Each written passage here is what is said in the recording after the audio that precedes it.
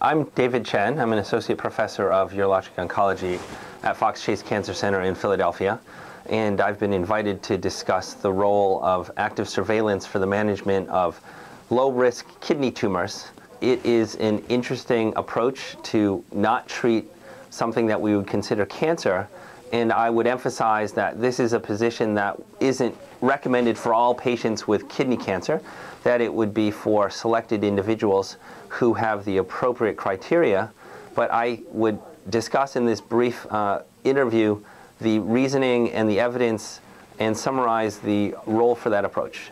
It is an approach that has been recognized by the American Urological Association 2009 guidelines for treatment of small kidney masses, and it has an experience in multiple centers around the country and the world.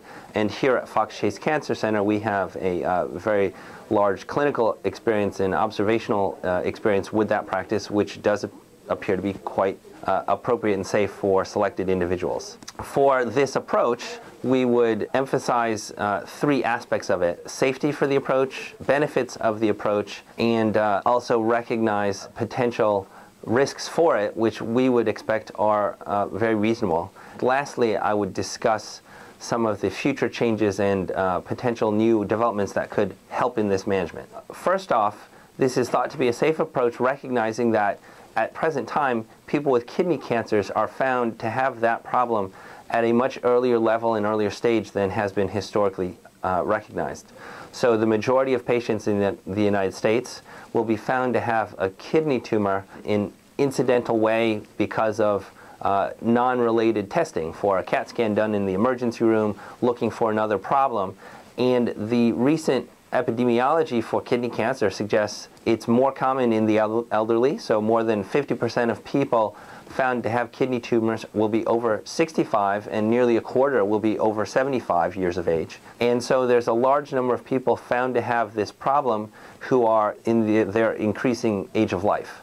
Associated with this can be found many people who have abnormal kidney function or other medical problems. And so currently there is an increasing incidence of people who are found to have what we would consider a low risk or stage 1 kidney cancer who may or may not benefit from immediate treatment. Population scientists have suggested to a large part that there is currently likely to be overtreatment of many of these new cases of kidney cancer, that there does not seem to be any improved outcomes or better survival, despite the fact that we identify and treat many more cancers that are otherwise favorable in stage 1. With this understanding, we have embarked on a more active approach for the elderly or sick patient, and this has been replicated at many centers across the country, where we would recommend and offer observation and active surveillance instead of immediate treatment.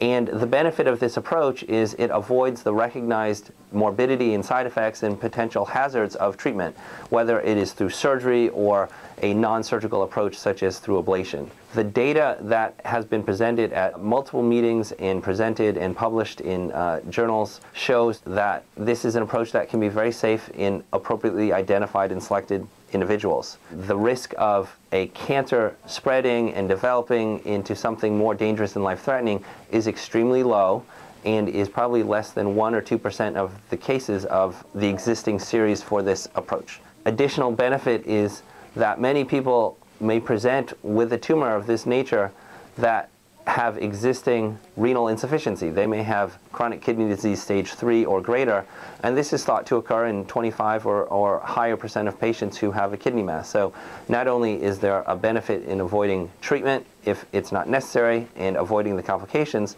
but it also may be helpful in maintaining and preserving what can be in a compromised level of renal function for many patients. Lastly, as this approach is being adopted and examined, there is certainly the benefit of recognizing who can be candidates for this, and our institution has helped to devise an understanding of the risks involved in surveillance versus treatment. As patients are older or have existing medical problems that compromise their long-term life expectancy, treatment of a small, low-risk kidney cancer may be a very minimal benefit compared to the existing problems that a person has. We have developed a nomogram as well as a calculator of the risks of dangers and harms from coexisting medical conditions, a competing risks calculator, which is present on a website at cancernomograms.com. So there's the way to objectively estimate what someone's risk can be from a kidney cancer or alternatively from pre-existing medical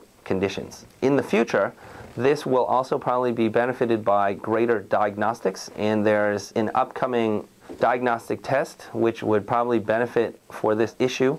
Many patients are expected to have kidney cancer and are treated for kidney cancer based on an imaging finding, on an abnormality in their kidney from a CAT scan, and it is a clinical diagnosis of kidney cancer, but it's not a pathologic diagnosis. There is an available test currently being developed and hopefully ready for marketing in the near future, which would be a non-invasive diagnostic test for clear cell kidney cancer and allow patients to have the diagnosis of kidney cancer made before needing surgery. Right now, one dilemma is patients are treated for kidney cancer when in fact in many situations they may not have kidney cancer, and as more tumors are identified at smaller sizes, the risk of a non-cancer diagnosis increases. And so this test, currently referred to as the G250 PET scan, may be available in the coming year or two, which would allow for a better diagnosis and confirmation of this problem before even needing treatment. So in summary, I would argue that in selected patients, there's a clear benefit and evidence for safety of surveillance for low-risk kidney tumors. And in the future, there may be a broader application utilizing existing objective criteria for patients and clinicians to help judge their risk of treating a tumor versus observing it.